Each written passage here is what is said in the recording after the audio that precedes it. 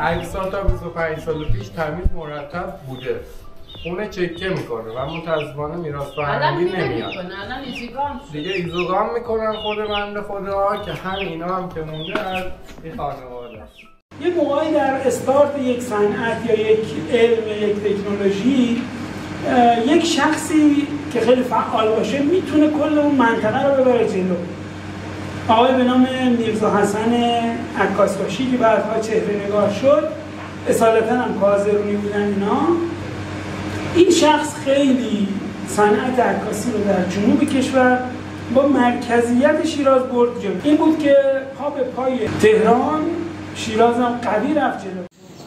خب اینجا منزل میرزا حسن عکاس‌باشیه، اولین کسی که دوربین و عکاسی رو وارد شیراز کرد. خیلی جای با ارزشی برای عکاسای شیراز، حتی شیشه‌های عکاسیش اون بالا گذاشته. حالا میتونید تو فیلم بعدی ببینید. انسان باسوادی هم بوده دیگه، مسلط به زبان انگلیسی، چندین کتاب هم داره که ترجمه شده.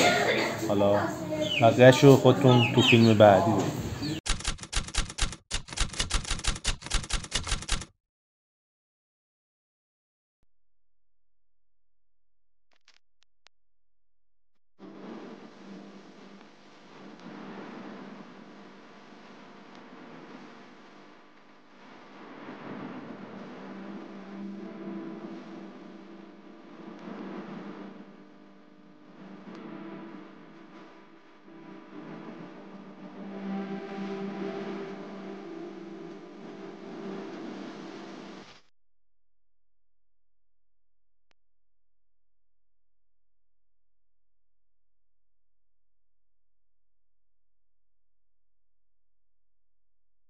عکس‌ها تا 25 سال پیش تمیز مرتب بوده.